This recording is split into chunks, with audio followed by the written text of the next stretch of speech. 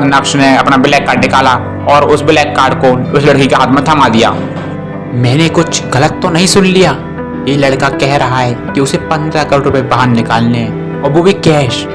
कसम से पागल है। अचानक से बैंक में मौजूद भीड़ ने नक्श का ध्यान सभी के लिए मजाक बनाना शुरू कर दिया।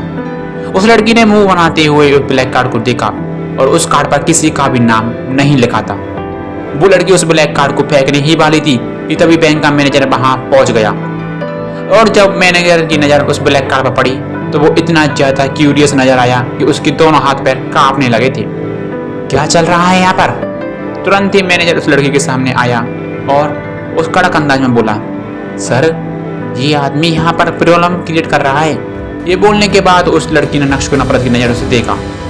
ब्लैक कार्ड को देखने के बाद मैनेजर तो बहुत ज्यादा गुस्सा हो रहा था कि उसने हंसते हुए कहा, पता नहीं मैंने तुम जैसे बेवकूफों को इस बैंक में क्यों रखा है। ये ब्लैक कार्ड है और पूरे सूरत शहर में ये किसी के भी पास भी नहीं है। जैसे ही मैनेजर के मुंह से ये शब्द बाहर आए वैसे ही वहां पर सभी मौजूद लोग पूरी तरह से शॉक्ड हो गए और उनके मुंह से तोते उड़ गए। अपने मैनेजर की बात सुनकर उस लड़की के प्रेस ऑकवर्ड हो गए थे। सर क्या आप सच कह रहे हैं? आपने तो कार्ड चेक नहीं किया। उतरे हुए चेहरे के साथ उस लड़की ने कहा, नॉनसेंस, मैं तुम्हारा बॉस हूँ या तुम मेरे बॉस हो? बड़ा आई मुझे सिखाने वाली। ये बोलते हुए उस मैनेजर ने लड़की के हाथ से पकड़ लिया और नक्श की तरफ पढ़ने लगा। पूरी इज्जत के साथ उसने नक्श के कार्ड को अपने दोनों हाथों से पकड़ रखा था। हेलो सर, मेरा नाम राजीव तोशिनीवाल है। मैं ही बैंक का मैनेजर हूँ और मैं किस प्रकार से आपकी मदद कर सकता हूँ? आपको सिर्फ ऑर्डर करना होगा और ये मेरा सौभाग्य होगा। राजीव ने पूरी कोशिश की और अपनी आवाज को नॉर्मल रखने की। अंदर ही अंदर वह काफी डर भी रहा था। राजीव को इस इंडस्ट्री में काम करते हुए करीब 20 साल हो गए थे, लेकिन इससे पहले उसने अपनी लाइफ में कभी भी ब्लैक कार्ड को नहीं देखा था, सिर्फ उसके बारे में सुना था। सर इसकी तो कोई जरूरत नहीं है, मुझे बस थोड़ा पैसा विड्रॉ करना है। और मुस्कुराते हुए नक्श ने उस लड़की की तरफ बढ़ा और बोला, क्या तुम्हें लगता है कि अब मैं यहाँ खड़े रहने के लिए लायक हूँ या नहीं? ये सुनती उस लड़की का डेलिकेट शरीर पूरी तरह से कांपने लगा था। उसके पैर इतने कमजोर पड़ गए थे कि वो लगभग नक्श के सामने अपने घुटने टेक चुकी थी। I am really sorry sir, नक्श के सामने झुकती हुई उस लड़की ने कहा। उसकी शक्ल देखने लायक थी और ऐसा लग रहा था जैसे मानो अब वो रो भी पड़ेगी। उसने कभी भी नहीं सोचा था कि वो ब्लैक कार्ड वाले क्लाइंट को हैंड करेगी। प्लीज इनकी गलती नहीं है और इन पर माइंड मत कीजिए।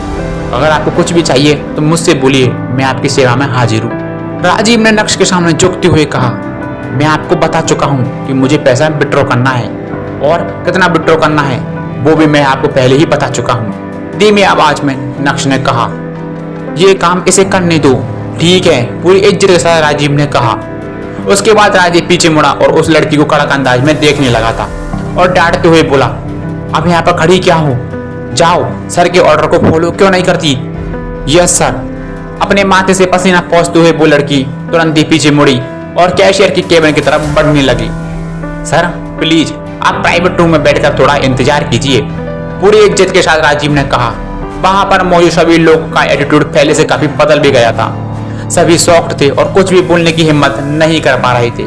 और नक्श प्राइवेट रूम में जाने के बाद आराम से सोफे पर बैठ गया और अपनी टांगे फैला ली। नक्श को कंपनी देने के लिए राजीव भी वहां मौजूद था, जो नक्श के लिए खास दार्जिलिंग चाय भी बना रहा था।